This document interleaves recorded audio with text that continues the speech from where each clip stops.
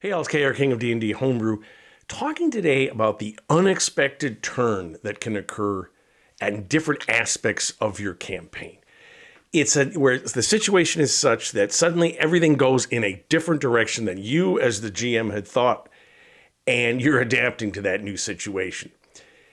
And this can occur at both a micro level, which is most common, or macro. So the micro would be encounters the players have, or battle situations, exploration, just their general path as they navigate through your world, where they do something that is totally unexpected. And then at the macro level, the storylines of your world, where usually a lot of accumulated unexpected turns occur that change things, change what major groups or the events that are happening that affect a lot of people, cities or towns and whatnot, where this changes and it's unexpected. Again, it can be the accumulated effect of what the players are doing or what's just happening in general in this micro scale, but it can also be something that occurs in an unrelated fashion, some game mechanic that springs this into action, because it depends kind of on your system with that.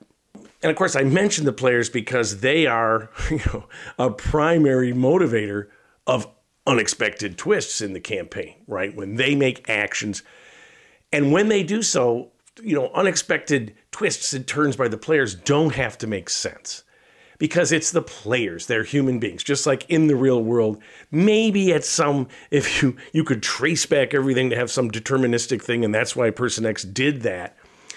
But since we don't have that ability, you're just adapting to what the players do, and you're trying to create a true sandbox campaign where they can go anywhere they want, do whatever, and you're just adapting to that. You're giving them plot hooks. You're having NPCs act in a way that the players probably are going to help or hinder their progress. They're going to investigate this or that because they can see how pertinent it is to the activities of the world, but they don't have to, and they may not. And then the other side of it are GM, created unexpected turns in the campaign. And these typically in, retrospect to the players should make sense. That they see, oh, this is the chain of events. Oftentimes what they did, right, caused these things to happen. But they don't have to be. There can be random events that occur that don't necessarily need explanation. But most of the time, if you're doing this, if you're basing especially on what the players are doing in a logical way, or you're having a reaction by an NPC that maybe wasn't what you expected or they expected, but it makes sense, or you retcon it to make sense, because that's how your world tends to hang together. Now let's look at the players first, and we often think, well, this is going to be actually the source of most of the unexpected plot twists, right? Because the players you've set all your world up, and then they go in and do what they want to do. It's not always the case, as we'll see, but we'll start with this because it's the most typical. The players are exploring your world. They have opportunities in a sandbox, and they're going to go this direction or that. And they may go in a direction in terms of their exploration you had totally not expected. Maybe you made it very obvious, and they just didn't go for it. And unless you're going to just sit there and go, well, you really think you should explore a little farther, or you didn't quite, they did the dungeon, and there's a big blank area, there's a secret door, whatever it is, because I have them miss secret doors more times than you care to think about, right? They don't explore. They're busy with they want to get to X when they go and they see this and they go through it, but they're in a hurry. They want to do something, or you have a situation where I've had this before. The players are going down a road, they have a battle, or whatever, and they keep going. They hear the sounds of something off, a caravan that's been waylaid, let's say, and they decide, well, we're really beat up. This is we can't afford to do that. We're trying to get in a hurry. We're not going to do that. We're not going to go there. And you had expected, if they hear noises, typically players are, they see that and go, that's an opportunity to find something. So that's unexpected, right? So you may, as a GM, have to do, or not, just ignore that and let it happen. Oh, the caravan got killed and whatever. And then you think about, well, what's that going to happen either at the micro scale there or the macro scale? A caravan came up lost. Did you see anything? The trading association or some, business magnate asked the players, and they're just like, well, we did hear something. That might have been you heard something. Huh, it's interesting. You didn't do anything, right? And suddenly that unexpected twist that the players ignored that starts another ball rolling. And, battle situations where the players kill a big villain unexpectedly easily, how does that change things, right? First of all, they get all the treasure, they're all excited. But power hates a vacuum, right? So that leader is killed. Well, who's going to take over his operation? Who's going to be the next bad person? Because the players aren't going to necessarily just get the stuff and move on, and other people are going to come in to fill that. Who's it going to be? And you weren't expecting that.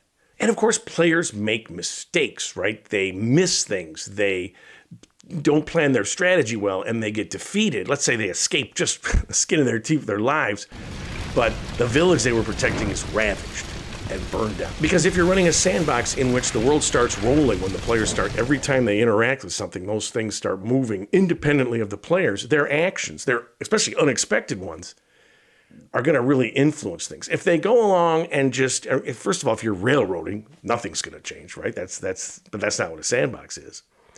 But you're also telegraphing, here are the good guys, here are the bad guys. Most players are going to go with the good guys, right? They might have greed aspects. They might have, can we sneak one by the good guys? But they're not just going to run over and start helping the bad guys. But again, there's a chance here that you totally make A the thing. You totally think they're going to go with A, and they go with B. If you have a conflict between two cities and the players are on, let's say they're in this city and they hear about this or whatever, and they decide we don't want to get involved. We're doing our own thing. We're exploring. We have some mission we want to do. I'm not interested in that, or we're not interested in that. Okay. That may be unexpected.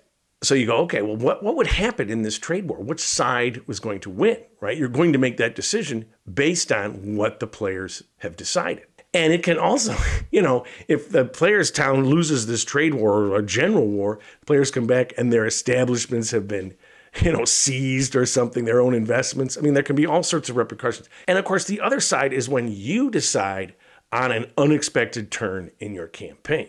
Now, as I was pointing out in my examples, most of these, you're making this decision because of what the players do. And of course, that makes sense because you don't want to just be doing things by fiat. At a micro level, the classic is, oh, this battle, the players are just killing. I'll just have 10 more trolls show up.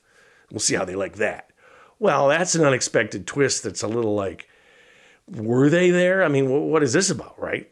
So that's one where, that's like I said, by fiat, by just, you get emotional or whatever, or you realize, ooh, they're going to get killed here. I better pull back. I better change this somehow. Again, you don't really, what's going to be the ramifications if the players lose?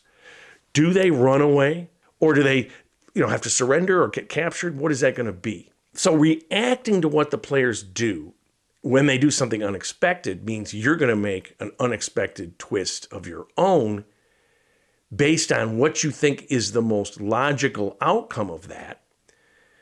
Because all of this should make sense in the end. So the players ignore the lone caravan, let's say. You can have a twist on this as they're coming down the road or coming back the other way or however this works. There's a lone survivor of the caravan, some merchant. Or the classic, like in Aliens, the kid, right? She somehow hid in the brush or whatever, and she runs out and she meets up with the players.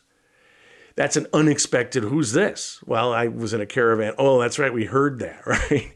So, but it's unexpected because you thought, well, what could happen here? Could there be a survivor?